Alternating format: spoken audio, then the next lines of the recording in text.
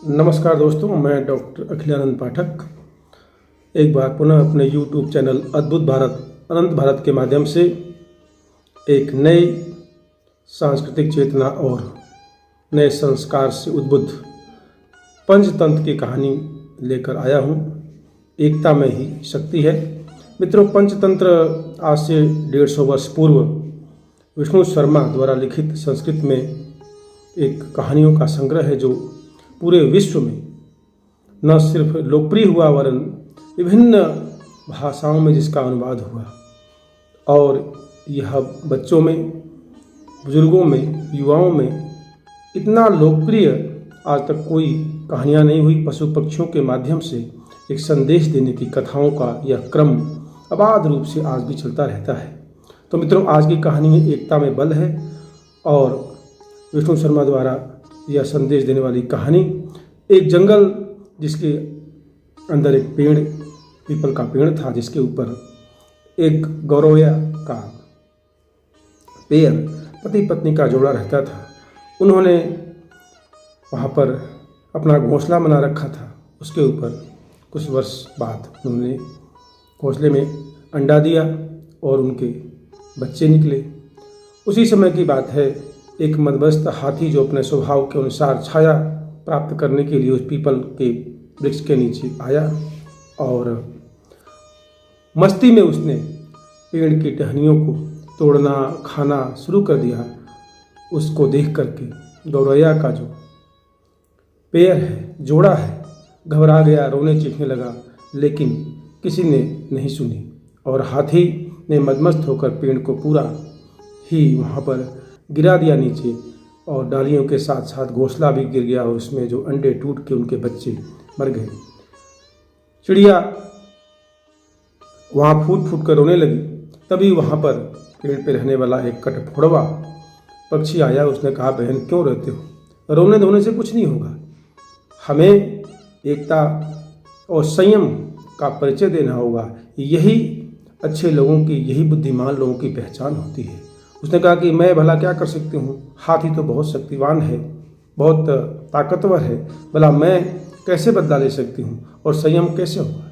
तब उसने कहा कि मेरा एक मित्र है मेढक और मेरा मित्र मधुमक्खियाँ हैं, उनसे मैं बातचीत करता हूँ। और इस प्रकार से गौरैया और वह कठफोड़वा वहाँ पर गए।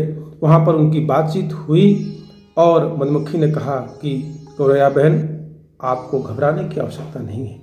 हम निश्चित रूप से उस मदमस्त हाथी जो अहंकारी है उससे बदला लेंगे और उसको उसके अंजाम तक पहुंचाएंगे। तो उन्होंने कहा कि तुम कैसा कर सकती हो ऐसा? उसने कहा, मैं उसके कानों में जाकर के मधुर ध्वनि गुनगुनाऊंगी और इसी बीच कठफोड़वा उसकी आंखों को बंद कर लेगा, उसको फोड़ देगा और फिर उसको हम दूर ले जा कर के गड्ढे में गिरा देंगे। एक योजना बनी।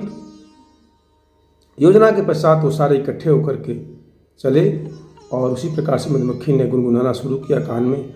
हाथी ने अपना आंख बंद कर लिया, कठफोड़वे ने उसकी आंख फोड़ दी। उसी बीच मधुमक्खी ने सहानुभूति व्यक्त करते हुए हाथी से कहा कि एक वटवृक्ष है, उसके पत्तों को आपकी आंख में डालने से ठीक हो सकता है। तो उसकी बात में आकर के हाथी उसके पीछे पीछे चला गया। मधुमक्खी ने उसको एक गड्ढे में गिरा दिया और उस गड्ढे में तड़प तड़प करके उस हाथी ने अपने प्राण त्याग दिए। इस प्रकार से गौरैया के जोड़े का बदला पूरा हुआ।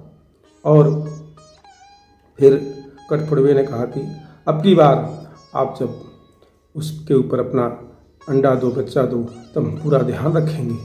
और इस प्रकार से उन्होंने पुनः उस पेड़ के ऊपर बच्चा दिया और उसी के ऊपर घोंसला बनाया जहाँ मधुमक्खियाँ के छत्ते बने हुए थे और उन्होंने उनकी पूरी रक्षा की। तो मित्रों, इस प्रकार से एकता में शक्ति है कहानी के माध्यम से पशु पक्षी ही नहीं, पुरुष और स्त्री और मानव जाति सभी अगर संगठित हों तो निश्चित रूप से हम बलशाली और अहंकारी व्यक्ति का सामना कर सकते हैं।